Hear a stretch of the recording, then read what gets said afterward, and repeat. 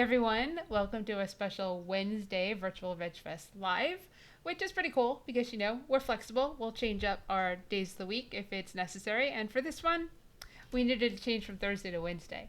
So let's say thank you to Sun Warrior for sponsoring our lives this week. And you can get 25% off if you use our discount code Virtual VegFest, which is pretty cool. And that will, help out us too. So please use the link that's on the screen. And of course, Plant Based Network is our partner in our lives and, everything that we do. So that's pretty cool as well. So today we have Jessica Shay, and she is the creator of the Vegan Street Fair out in California. Another VegFest organizer. You've got two of us, and you just never know where this conversation is going to go. But I met Jessica a few years ago when I went to the AR conference on the West Coast, and it was really cool to walk around with her because it was something that was somewhat similar to me on the East Coast. Is I know a lot of people, so when I go to events and I do stuff, I run into a lot of people that know me and want to talk to me about this or that or start something. And I walked around with Jessica at the AIR conference, and we couldn't go more than 5 feet before someone stopped her and was like pulling her, like literally every direction possible. And I guess that's what happens when you host an event, or produce an event that has 60 plus thousand people in attendance, and you have an Instagram with 175,000 plus people on it. You're pretty popular. But you know what? A lot of crap comes along with that too. And I definitely want to get into that today with her. There's so much we can talk about. So let's bring her on. And just so you have any questions, you have any comments, put them into the comment thing. We'll bring them up onto the screen. Say hi, let us know where you are. And let's start. There's Jessica. Hi. Hi, how are you? Oh, this is so cool. I'm so happy. I'm excited about all these talks, but sometimes when you get to sit and talk with somebody who does what you do, that's a big deal, especially in the time of COVID, a pandemic. It's not easy. I shared a little about you, so I'd love for people to hear from you, who you are, and just share, and then we'll go into a conversation. Yeah, so my name is Jessica. I am the founder and CEO of Vegan Street Fair, also the founder and CEO of Vegan Exchange, which is like our weekly market that we started 2 years ago after the success of Vegan Street Fair, and people were just being like, I wish this was every week. And we were like, I think we can make that happen. So we've been running for 6 years.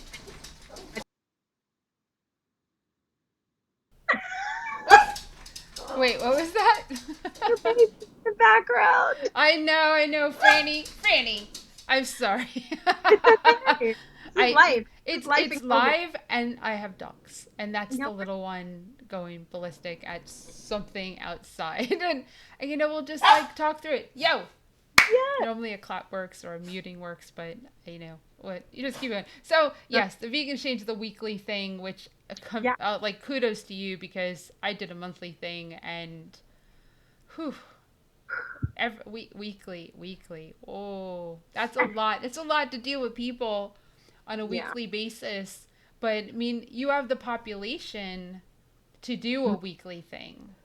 Yes. We also have the weather. I think that that plays a big role because we're allowed to sort of, be outdoors, even in the rain. Like we can handle rain even. Like we've had rain days and um, it's a lot less unpredictable in Los Angeles versus say New York. New York outdoor festivals that has a season. The East Coast in general, everything's got a season. West Coast, California, LA specifically, you can do this all year. So we're kind of in a great situation. And I think the pop up scene in LA is incredibly popular. And specifically because we do everything in North Hollywood, people know us and they're familiar with us, and the vendors come straight to us, and people plan their whole trips around Vegan Exchange. It's pretty beautiful. And, you know, so without like getting sad about it, it's so nice, as you mentioned, to just connect with other event organizers, because I know we're all feeling the same sense of sadness and depression and heartbreak to not be doing what it is that we live, breathe, eat every single day because of this pandemic. And I'm just so ready to jump back in. I'm sure you are too. We are very similar in that way. Yeah, and I'm still doing stuff. That's the thing. Oh, look at that. Look at that glass of drink that you have. What is it? It's like it's a green. Well, I guess it's orange juice, but it's Okay. like carrots and celery and cucumber and apples and beets and yeah, it's Oh, yummy. very okay, very healthy. Yeah, So, yeah, I mean, I'm still doing stuff outside. And you one of the main are. reasons that I'm doing stuff outside is because I have events. I had 5 events open before this hit. So I'm just trying to piece and salvage what I can for the public, for the vendors. And outside, I feel more comfortable. I would not be doing it if I didn't have the commitment already, just so that's understandable. It's masked, it's social distance, it's, it's doing as safely as we possibly can. And we've done a few events. We did a blood drive, and then we did a Triangle Vegfest in August. We did a day where we had about 200 people come through, about 10 vendors. And that was actually really good because it really helped the vendors too. The food vendors, it was all food because my other vendors can sell online. The food Right. vendors, especially these food vendors, a lot of them don't have a brick and mortar. They're catering. They just need to reach the public. So that's something that, you know, we're doing. The blood drive just contacted me again to do another one. Yo, Fran! Here we go. So it contacted me to do another one in like a couple of weeks, which is pretty Mm, cool because saving lives is important. So I mean, and blood drives are exempt from any type of shutdown, so that happens no matter what. So yeah. and a market would work. And then of course, like I should get confirmation that Nashville Veg Fest can happen in October. What? Like a month from now? Yes, it How was. in the world? Well, it was already almost sold out on vendors. The vendors have been made aware that that's the weekend. I don't know if it's Saturday or Sunday yet. Haven't decided. It's a semi outdoor because they have like this show shed thing, so it's open but it's covered. So even if it rained, it would be okay. So because it's outside but covered, I feel more comfortable. Have to figure out exactly how to get the people flowing in and out. Yeah. I think I just got that figured out because of another organizer who's over in Pennsylvania who's come up with an idea for ticketing, and you come in when you're for a time with your ticket. So I was like, I think I can do that. And Yeah. like I said, it's not ideal, it's not perfect, but I can tell you the people in Nashville, I put it out to them to say, hey, would you come to an event? And overwhelmingly, and this was like 3 4 months ago, they were like, yes. And that was in the middle of all this. So they were like, yep, yep, yep. I said, you have to be masked. Sorry. No, no mask are, you have to be masked. That's the one thing. But it's not easy. This is not, I know for a lot of organizers, especially when it involves income and our livelihoods and, nonprofit for me, livelihood and donations to people in need during this time, they've shrunk up. I still donate monthly to some causes and I still throw some money at people, but not even close to as much as I would be throwing at them if I had the income coming in from the events. Mhm. So Sure. it's hard. Yeah, we don't have that luxury here because permits are not being given out for anything. The health department's not giving a thing out. The health department's not handing anything out. Street services isn't handing anything out. DOT isn't handing it. Like we have no recourse at all. I think that events are the last thing to reopen for us. So the brick and mortar, it's so wild because it's almost like we've had a renaissance of vegan restaurants in this time. Like people have finally just been like, I need a brick and mortar because they can't just pop up wherever they choose. It doesn't work that way now in this time, but prior to all this, that was the thing in LA. It was all about pop-ups. It could be a random Wednesday and there'd be 3 or 4 pop-ups happening in different parts of LA. And that's just how it was here because again, you can do that. But now, given the state of everything and plus it's really hot outside, they're all like, we're just going to get a brick and mortar. And I'm like, whatever works. I mean, if it pushes you to get that sooner rather than later and it works, then great. So it's a very strange double-edged sword that I'm seeing. And there's really nothing I personally can do on my end of things because unlike you, like my city is not allowing anything at all Like I work very closely with North Hollywood, and they're like, we've been working. We've been trying to work for 4 months straight. And no, it's been 6 months, hasn't it? Great. Yeah. We've been working for 6 months on this, and there is no resolution. So we're just constantly in this limbo. It's like purgatory, you know? It's wild. Yeah, that's it. It's weird to think about. I mean, outdoors. I've posted a lot of stuff lately about outdoors and COVID and transmission in that sense. And it is inherently safer if you social distance and wear a mask outdoors, in 100%. the open air without air conditioning, not stagnant, stuffy air, because that would not be good if you're outside. But just being outside. That's why the protests, right? I mean, people coming down to protest. That's why the peaceful protests, the Black Lives Matter protests. I mean, the anti-racism protests. They're masked, and they're Yeah. not they're not getting outbreaks. They're not getting a lot of COVID issues from them because when we know to wear a mask correctly, hopefully, and and This is that's not where the problem's coming from. No, I just feel like this isn't hard. You know, like, every piece of science says that masks replace lockdown. I don't know how we can ignore this and then scream about. God, Helene, like, why are we going to get into this? I don't know why people can get so upset that like small businesses are shutting down and we can't get back to normal, but they refuse to do the very, very simple act of putting on a piece of cloth. Number one, get a freaking cute one. They look great. Also, I love the fact that people don't breathe on me anymore. Yes, that is a win. I may keep masks forever at this rate. But it is very frustrating because it's become politicized is really what's happened. And I'm not going to get into politics here, but I do believe that if people were doing the things that science dictates, that we would all be back to work like the rest of the world that's getting back to work. We're very far behind, and it's frustrating. It's frustrating because we're exhausted from being home all the time. I know, I hear you, I empathize with you, because you're just trying to pivot and change things and create a virtual Vegfest and whatever we can do to survive this, and or have Yeah. our vendors survive. You're getting vendors that are turning to brick and mortar. You know what happens when they go to brick and mortar? They don't have time to come to the events anymore. It's Yeah, which is harder for them to come because they now have a restaurant that takes up 70 to 90 to 100 hours a week of their time. But isn't So that great? Don't you love that? I kind of love that because it's like they've flown from the they next yes, level. they've taken the next step, and now they're.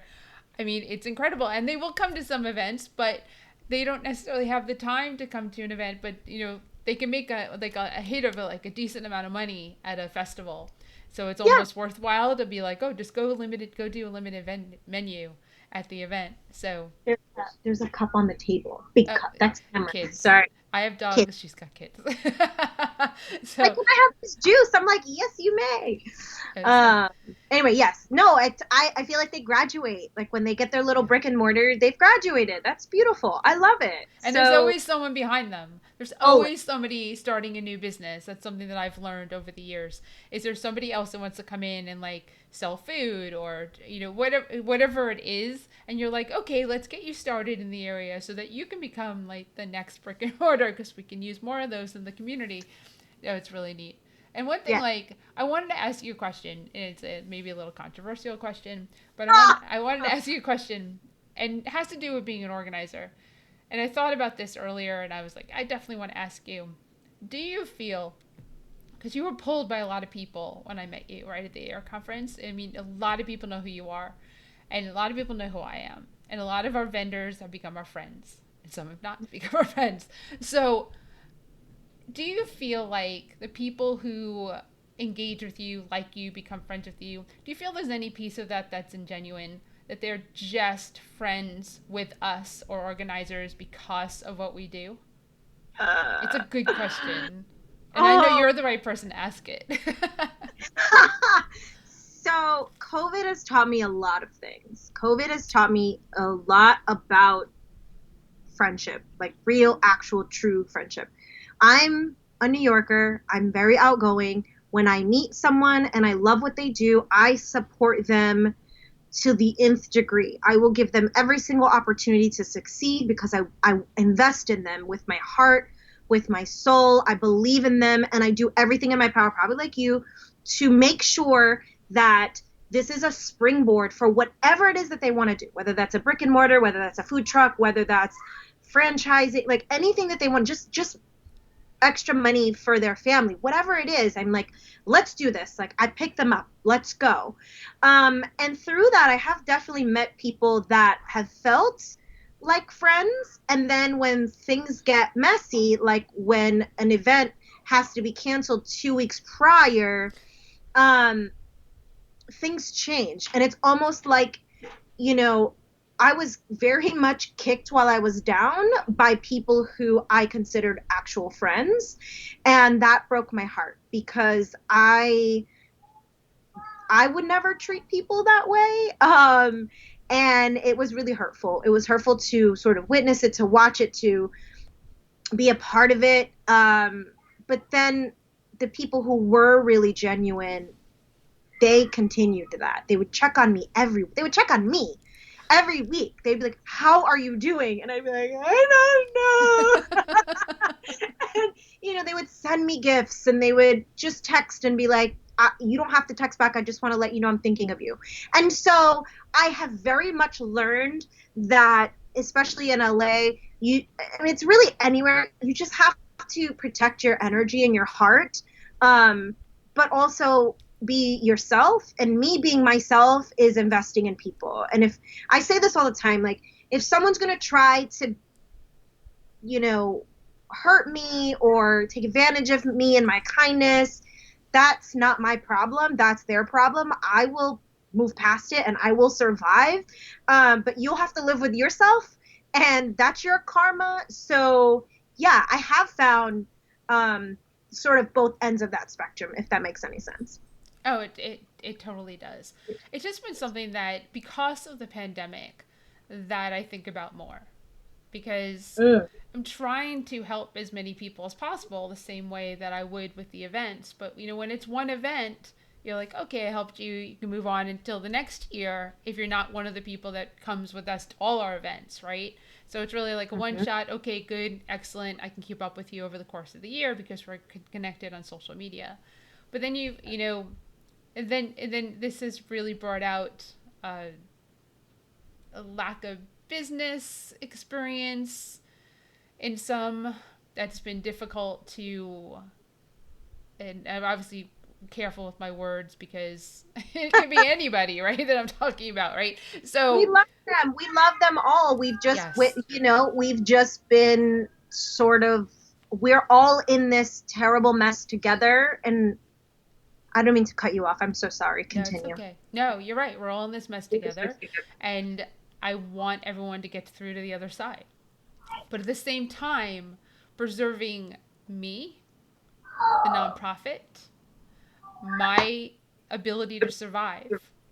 Right. It is taking a higher precedence now than it did previously because we were okay, right? I had a backup to a backup for finances. And then Mhm. COVID comes and takes away the backup and then takes away the first. So you're like, okay. Right. And then you kind of see, like, you go to people and you say, "Hey, I want to help you survive this and promote your business, and I just, promote your business." And then people aren't, or they're making Oh, weird business decisions. It's very strange, right? yeah. To be on this end, and I love the vendors. They're absolutely amazing. They are a family, and we all need to get through this to the other side so that the family can get together again when we can be in person, Yes. right? I mean, right? I mean, you have significantly at times more vendors than we do. I mean, we run in range from 30 to 100 vendors depending on the event. We run in range from 800 people to 7,000 people depending on the event. Yeah. You have you deal with let's talk about, forget the vendors. The vendors are actually awesome no matter what. Let's talk about the public. And yes, you're watching this. Thank you for watching. If you have any questions or comments, feel free to throw it out there. But let me just share a piece of advice to everyone who watches this. When you sit in front of your keyboard and you see something that's posted and you go at the poster, whatever it is, when you attack, you make comments. First of all, your personal feelings about a subject of something that we're doing, yes, appreciate it. Does it need to be put onto social media? No. You get to go and talk to your friends, your family. You can yell inside your four walls. It doesn't matter. But do we need to hear every single comment about every single thing that we're doing? And I bring this up not because I deal with this as much, but Jessica deals with this all the time. And I mean, that's what happens. I mean, we have 10,000 people following. You have 100,000+ people following on Vegan Street Fair. The comments, can't you have free water? Can't you? I mean, what about cleaning up? I mean, I follow along, right? So the people, I mean, people say the darndest things on social media because they're just kind of they're writing what they're thinking at the moment, Yeah. and it's like, okay, great, but I like we want to respond to you, but at the same time, it's like sometimes there's really nothing to respond to because it's like, all right, everything kind of costs something. Like we give water away, right, at our event. I saw you went through crap for charging for water. Water's free. You can get it anywhere you want. You're right. Okay, so it's filtered water. Got it. You had filtered water that you were actually having charge at your event because it was cost to bring the water into the event. This was a while ago. Bring the water into the event. The cups to have people get the water. I mean, just there's charges along with that. We have a water sponsor who brings the water to the event and takes water at the event, which is tap water, and turns it into alkaline water at the event and brings the cups to give the water away, or we encourage water bottles so you can fill your own. Everything costs money. Whether it's not physical money, it's time, it's energy. Yeah. The cups cost money. They're compostable on our end. Yeah. I get you. You can bring your own. You can fill your tap water up and you bring it with you to the event. But at the event, you buy bottled water. We don't allow bottled water because we don't want the plastic. You'll spend $2, $3, $4 on bottled or boxed water. Yeah. What did you charge for the water at your event? It was $1. It was $1, right? So let's clarify for anybody who's wondering what we're talking about. So Vegan Street Fair, for anybody who doesn't know the difference, Vegan Street Fair and Vegan Exchange are two different events. Vegan Street Fair happens annually. There's 60,000 people. It's a full weekend. There's 200 vendors.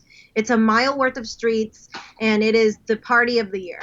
Vegan Exchange, however, happens every single Sunday, and there's about 30 to 40 vendors, about 2,000 people coming through. It's just one day, and it's very popular. It's a community favorite, and people come from, like I said, they travel and they plan their whole trip around Vegan Exchange, which is beautiful, or they walk there from their buildings or whatever.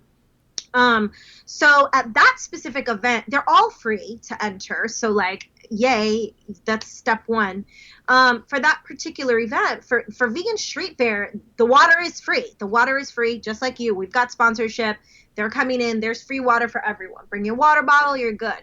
But for exchange, it's a different setup because it's lower cost for us to even run, but it's still a higher cost on the production side because we still have to close a street. We still have to hire staff. We still have to, fill the barricades every week. We still have to get porta potties. We still have, we still have to do all these things, and people don't. It's like, I just think it's hard for people to understand the ins and outs, and I guess they shouldn't have to, but I always just try to explain, like, when you go to Disney, do you expect everything to be free? I don't get this. And I'm not really even mad at people for feeling this way. I get it. We live in a capitalistic society, so when you come into something and someone says you have to buy water, it's like, water should be a right. I agree with you. However, I do have to still buy it. So until we can figure this out, we have to work together as a community. Otherwise, just bring your own water and nobody has to deal with it. We did eventually change it to free water if you have your own water bottle. So that worked itself out. We just kind of started taking away from other areas, which sucks, but it is what it is. But to your point, yeah, people will always contribute their thoughts around events. And it is what it is. I read all of them. I hear all of them. I take some of them in. I throw some away. Typically, if it's something kind, like I will definitely listen. If it's something about accessibility, absolutely. If it's something about, something that we need to be doing better, I'm in. But if it's something like it's too hot, you know what? I'm not going to entertain this conversation. So I think the point you were trying to make, and maybe I can just, highlight it, is just be kind. We're people. Like, everyone thinks Vegan Street Fair is run by a large organization. It's not. It's me in this office that you see right here, full of like sticky notes and crafts and printers, and like, this is my house. I do this from home with a small team, and I have thick skin. You can't really break me, but like, also don't try to break me because this is really hard. I'm doing this out of the love for veganism and the love for helping vendors out and the love of like introducing veganism to non-vegans in a way that makes them feel excited about what veganism actually looks like. That's why I do this. So I know we all probably feel the same, all of us organizers. So hopefully people can just extend their compassion a little bit to us when they're commenting their comments. I'm still here. I'm just getting a dog. Okay. Hey, puppy! Yes. Oh Oh, gosh. God, who is this? This is Franny. Hi, There's Franny. Franny. Were you the screamer? This is the one that was scratching at the door. So Oh, she was poking at my legs, so I decided to. see the puppy, but just don't get in screen. Don't get in screen, silly. I don't like my kids on screen. I don't blame you for that, right? So yes, please. I sometimes I wonder if the public feels that the event just happens. Right? Here's the date, Totally. and all these tents just got set up today, and there was nothing going on in the background to make it happen. Now most of the events I probably could put together in a month and get the vendors and put it together, and logistics wise, if I can get the date and the venue, I probably could, which is going to happen because in a month I'm probably going to have an event. But one event in particular, I can't do that. The city is logistics wise, Mm-hmm. it's there's so many details involved with the event. Yeah. So I Yeah. mean, more details than if I have 6 events in a year. This one event has more details than the other 5 altogether for one day. So just know, I just want to say, please be compassionate of the fact that these things don't just happen. They are literally worked on for the course of a year. Right. So, and there's a lot that goes on in the background, and there's a lot of interaction and vendors and planning. So to Mm-hmm. have things not happen like this year, it was a big hit for many of the vendors financially. Yeah. And organizers, a lot of the organizers weren't looking at this as a way to make money anyway. So Right. it was just a way to fundraise even. I mean, I partner up with a lot of nonprofit with sanctuaries. And Mm-hmm. this is, I mean, typically I'd be writing a check in August to Piedmont Farm and Oil Refuge for thousands of dollars. My check Yeah. was 300. Mm. So Yeah. That's hard. that's a big difference for the animals.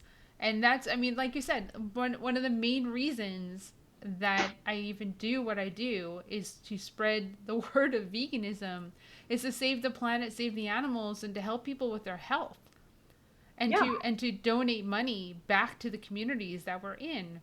To not be able to do that as much as I typically do, that's probably the hardest part. That is most likely the hardest part of the year. So I mean, I'm surviving.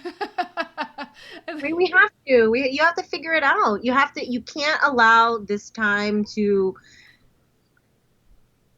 shake your resolve in why we do what we do, because I will tell you, this is factual, and this is the struggles of vegan event organizers, is that sometimes when things get really hard, it's very easy for us to just hang it up and say, I'm not doing this anymore for my mental health, for my heart. You know, my heart can't handle another person kicking me while I'm down, right? After I've done everything in my power to incubate them and make sure that they're succeeding and thriving and doing well and very popular because I know how to do social media and I do it well and I know how to make you bigger and better than what you already are. So if I'm helping you do that, maybe let's have some sort of mutual relationship where you care about me just as much. um but we can't let this monumental unexpected moment in history move us from our path because it's easy. Goosey, your class is starting now. Sorry. That's okay. um and like I love the fact that you're still working and I love the fact that you're still doing what you do. We do at home, online content, which is lovely. Goosey, your class is starting now, honey. I can't take it. Your class is ready. It's not too big of a deal. And plus, I can't really do it. Yes, you can. I But- set it up already. Sorry, everyone. Sorry, everyone. This is live that up. child teaching, At which home. so many of you are going through all on your own. So I'm positive that many people who watch this or people watching right now can completely relate to what's going on. Yeah, it's a lot. I may need to run for a half a second and then run back just to make sure he's set up. But yeah, it's definitely I don't know. It's nice to chat though and be able to relate, if you will. Can I run for 1 minute and come right back? Yeah, definitely. Okay. All right, so Jessica will be right back. And it's a good conversation because for a lot of us organizers, we are kind of on our own little island now, and we're used to being out there and helping and being, trying to change the world in a sense. And now we're just,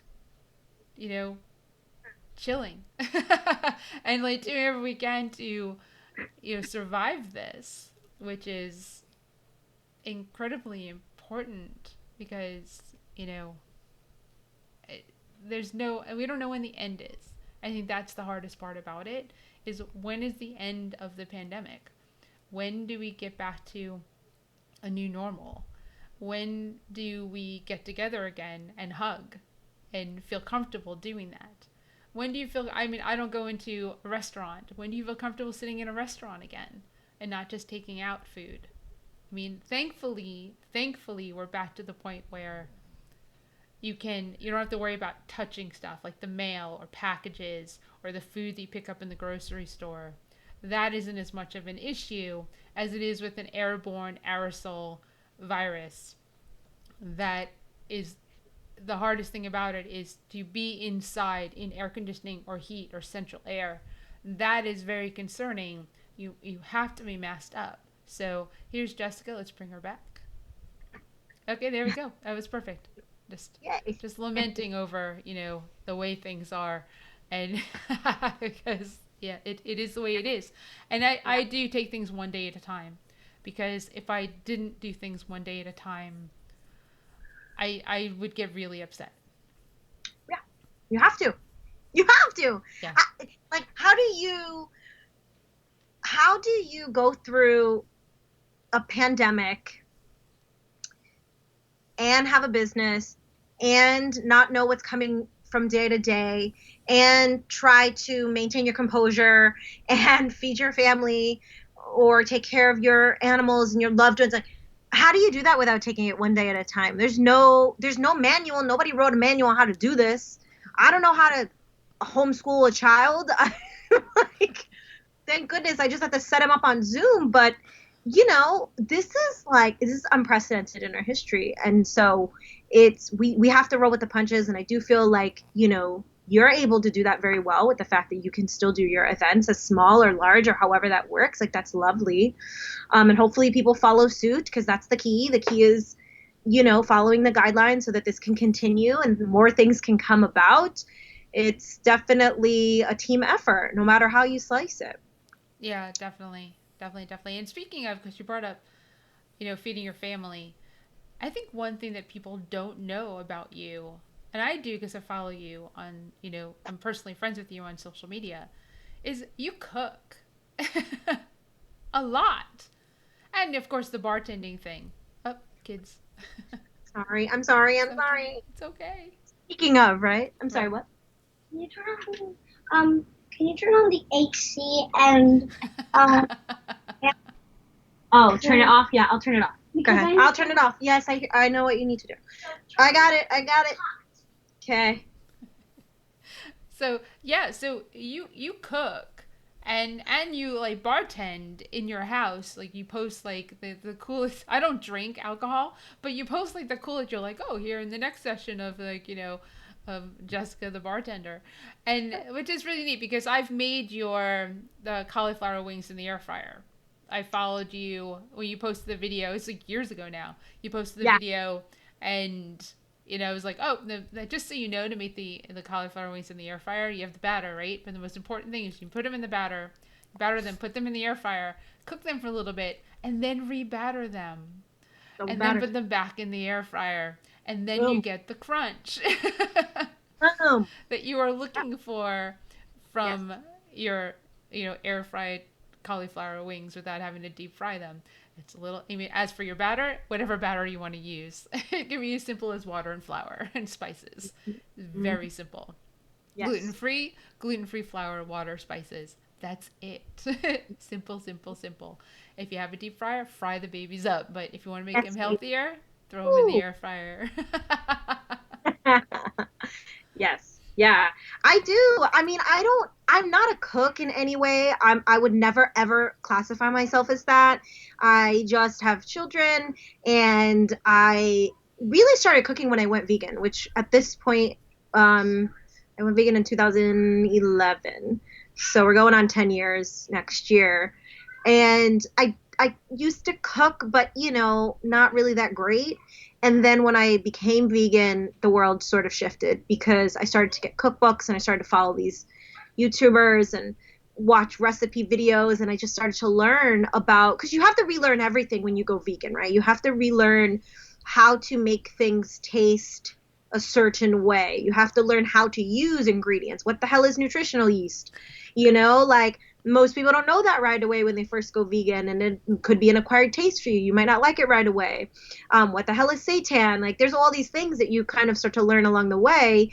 And so I really relished the idea of learning.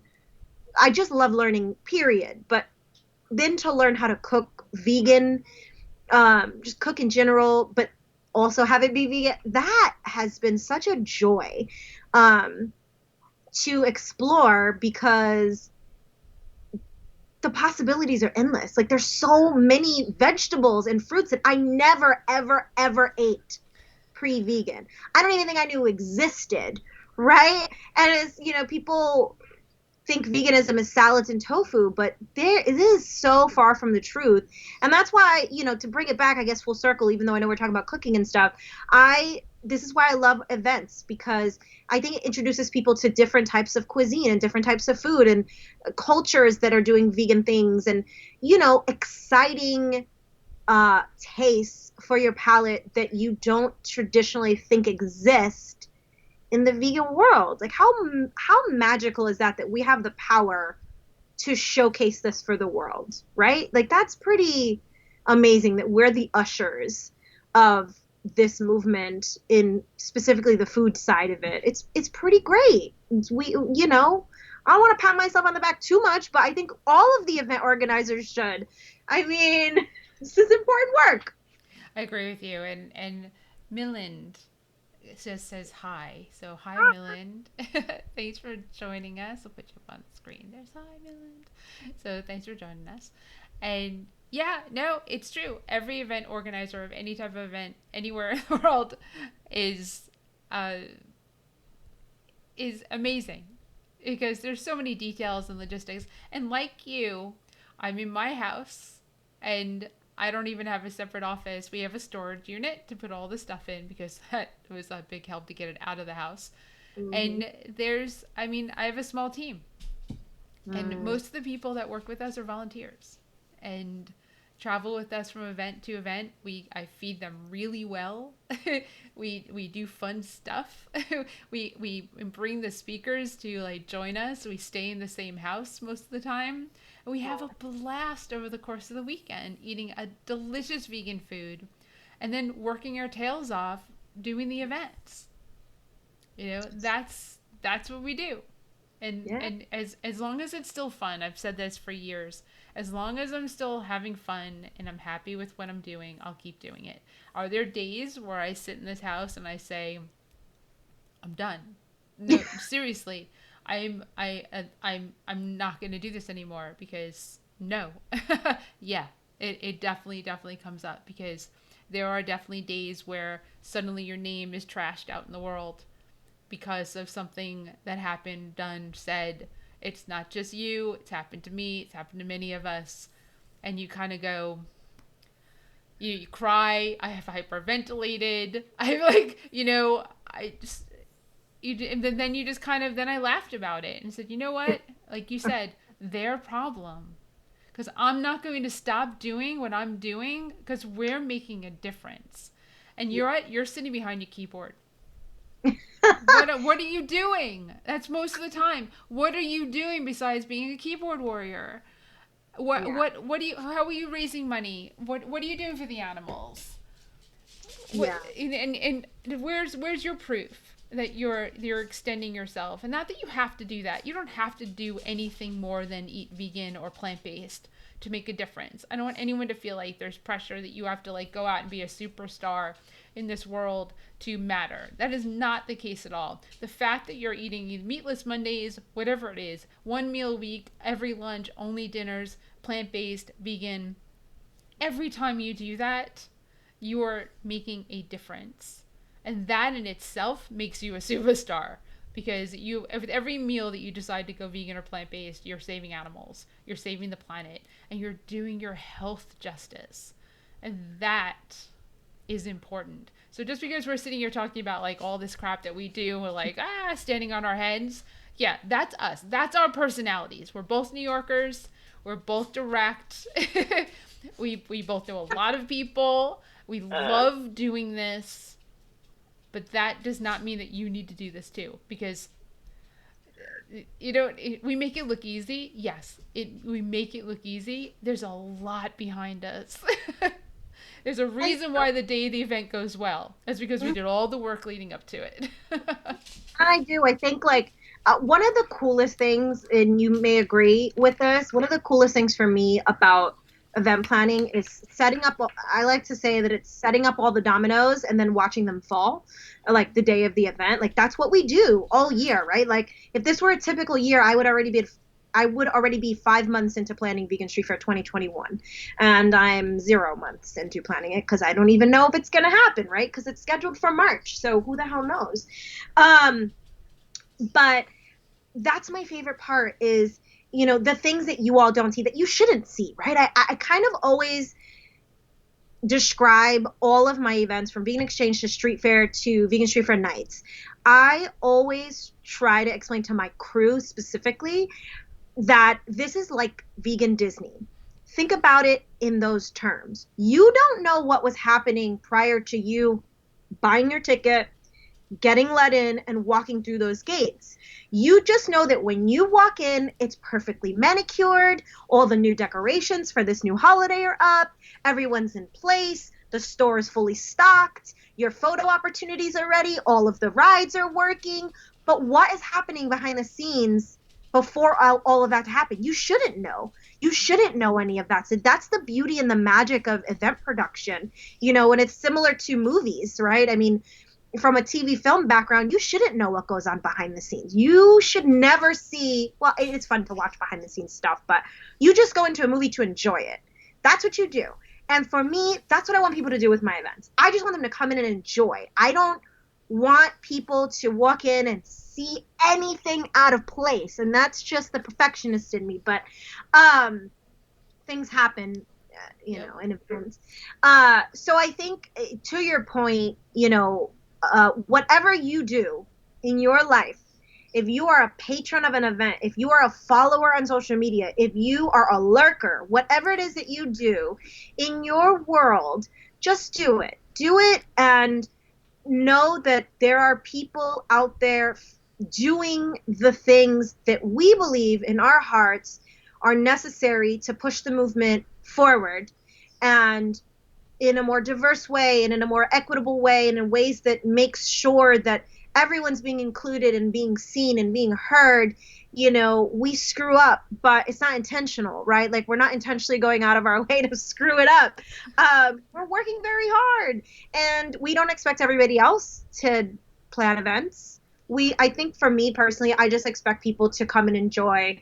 And if you've got some constructive criticism about it, I'm all ears. I think it's hard for any organizer to have someone yell in their face, which I've had many, many, many, many, many, many, many, many, many, many, many, many, many, many times.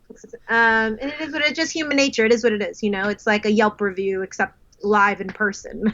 Like, I'm gonna tell you exactly how I feel, and I'm like, all right, fine. But I don't deal with it anymore because I'm too emotional, because it's my baby, so I have my staff deal with it. Get that? That's awesome. That's not the case for me. But I don't really have that. I'm very fortunate in the sense that the vendors have been amazing. I don't typically have any issues with them. The public, yeah, there's been stuff that's happened. I try to be apologetic and understanding that not everything's perfect. Year 1 to year 7, a lot has morphed and changed over the years, and you learn those lessons with each event and in different cities. And sometimes, like, just because you do these events, you can do them all over the place, but each city has their own thing, they're different venues. And yeah, I can drop the event in there, but logistically, there's just some stuff that you just don't know. Like in Triangle one year, the lights went out. Ooh. Like I mean, it was fine. Like I didn't really notice until it was brought up to me. And one thing that I realized is the lights were out, but the power was on. Because that was my reaction. I was like, if the power was out, I would have heard immediately that there was a problem. So I was like, I looked around and I went, this doesn't look so bad. Let's go turn the lights on. Right. And then figured out how to get the lights on. So, but did anyone even blink? No. And that's just it. Like, we don't want you to see all the stuff that goes on in the background. And if you do it well, there's not a lot of stuff in the background that has to be dealt with. And you fly on the fly, fix, because there's no time to like sit and like mull it over for like a few hours to be like, well, what do you want to do and this and that, and it's like, nope, this is done, move on next, because that's all you can do. That's the way it flows. And you're fixing problems for vendors, you're helping them with their booths, you're helping them with their setup, you're helping them with their marketing, you're giving them future ideas as you walk around. You're talking to patrons. How did you hear about the event? Are you having a good time? How's that food? Where'd you get that food? Right? Like, what is that? Where is that? Where is that? So I can go get it. That's the whole point. People come in. I call my events a warm welcome hug, so that you can have an area that's not intimidating. There's no pressure to do anything, right? You just come and learn and enjoy and eat, because eating is the gateway to veganism. So eat and just, that's it. And that, I'm introverted, so the event, people don't believe that, but I'm introverted. So I do these events and I do the whole thing. Such a I am liar. 100% introverted. Yeah. I have been the happiest I've been not going out. It is like the best thing ever. But I do the events and I get the energy, and then I need to recoup, because it's a part of it is I'm being drained of all my energy by doing them. And then I come home and I'm like, look, no people, nothing. I don't want to go out. I don't want to talk to anybody. I'm not talking to anybody, because I just talked to all of you thousands of people for like the last 4 days, and I'm done. I'm now home. I'm going to talk to my dogs and my cats. And that's it. And I'm going to eat my own food. So yeah, no, definitely introverted, and with the ability to go and socialize and do all that, and care. I think it comes from caring is really what it does, is genuinely wanting the best for everybody And it does hurt when people want to call you out thinking that that's not how you feel or that's not the case when it genuinely is the case. And no, I'm not perfect, and yes, I could be mean, yes, I could be a real bitch. And that's sometimes it's not so easy. Sometimes I mean, the events are stressful. So, I mean, I've had to apologize often to like volunteers and stuff, and I've gotten much better, but still, I'm snappy.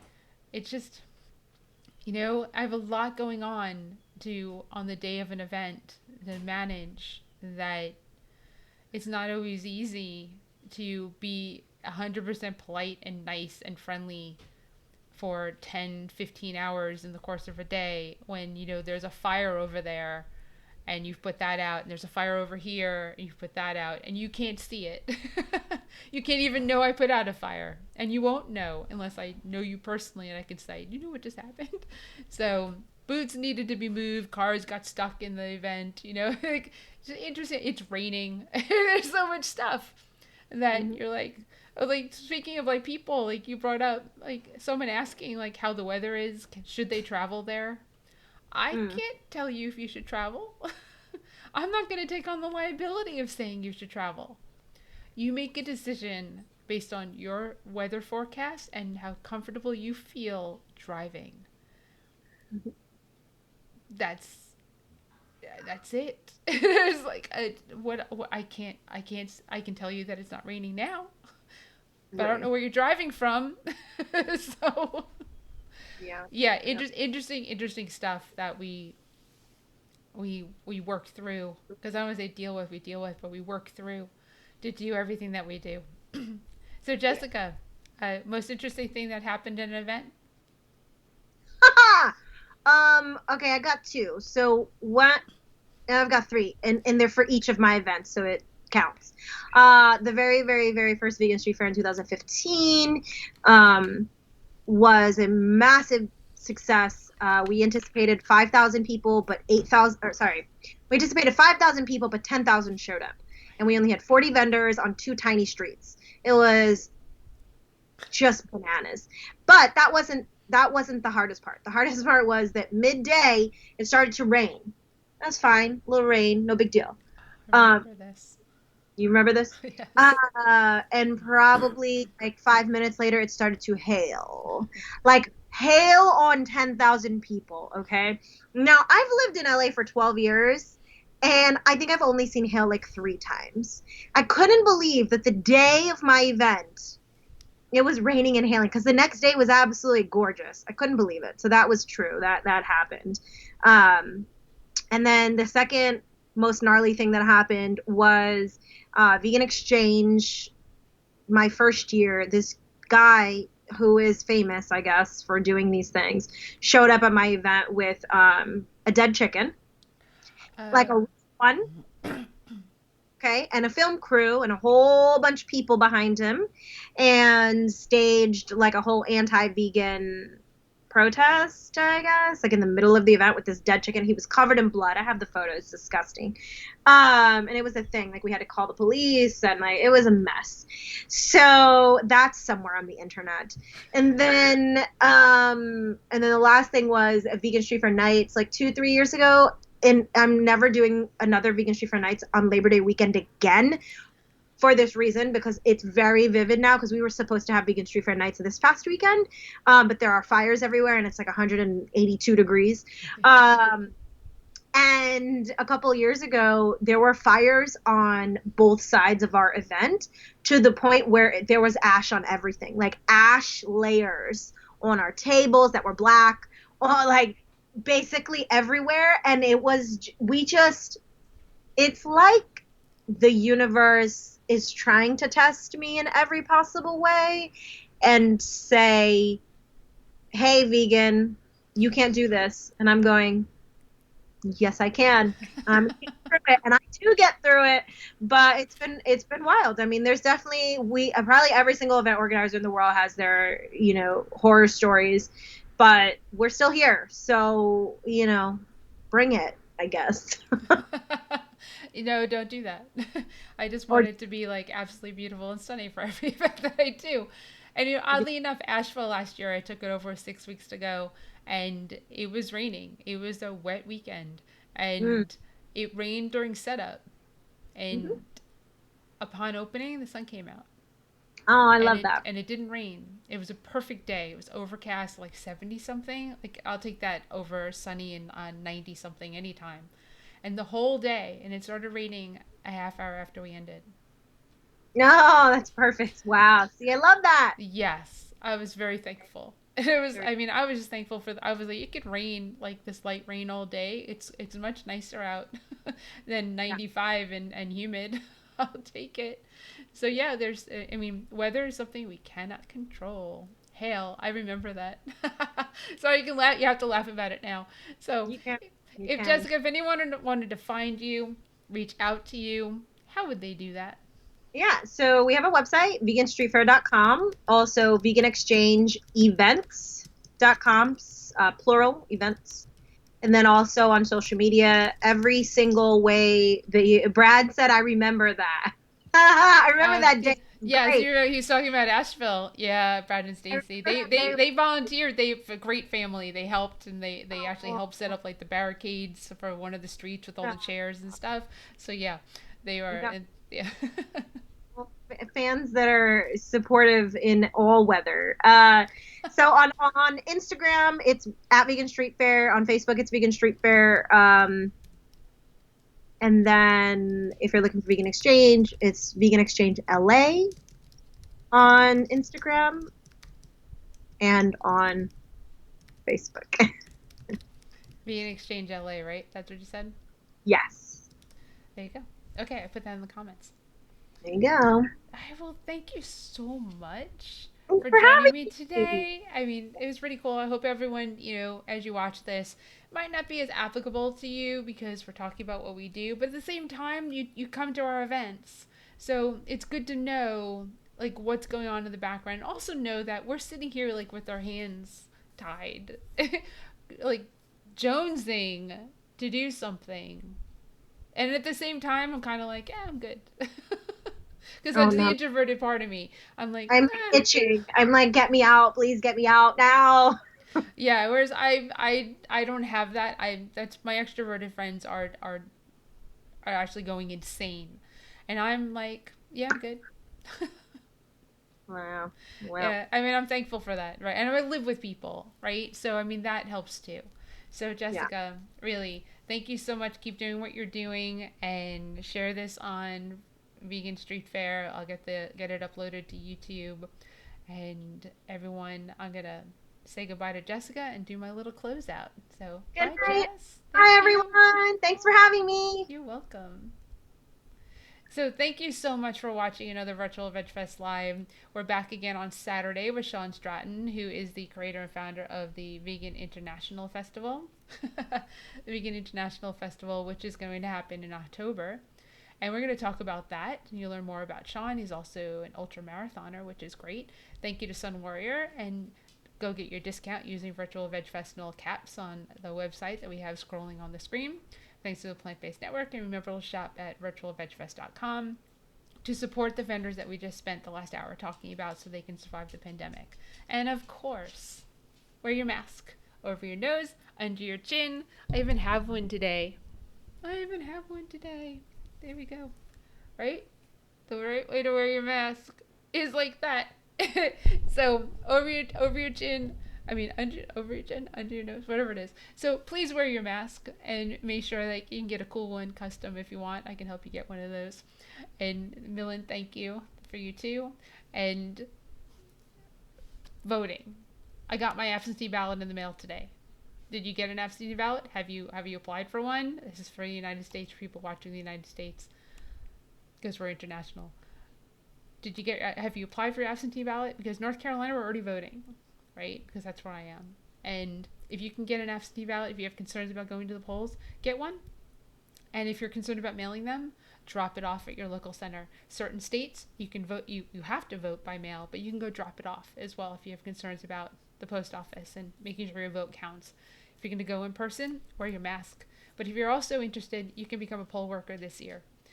There's a need for poll workers because there's going to be a lot of people voting, probably more than maybe ever. And we need to have as many polls open as possible. And in North Carolina, they gave a bump in pay from $8 to, I think, $11 an hour for the day. And your early voting starts in October. So if you want to work the polls, because typically the elderly work the polls, so if you want to work the polls and you want to go get and make some extra income over the course of like October through November 3rd, please do. You can go sign up. You can go look it up online how to become a poll worker in the state that you're in. And like again, don't forget to vote and get your absentee ballot. And they made it easy in North Carolina. You can just go online and do it. I'm sure in other states you can actually track your vote and make sure. And one thing you don't want to do, don't vote twice. It's a very simple thing. If you absentee ballot, that's your vote. You don't need to go to the polls on election day. Not good advice. So therefore, everyone else, wear your mask, social distance, take care of yourselves. We'll see you on Saturday at 4 p.m. Eastern Daylight Time. And have a great rest of your week. Bye, everyone.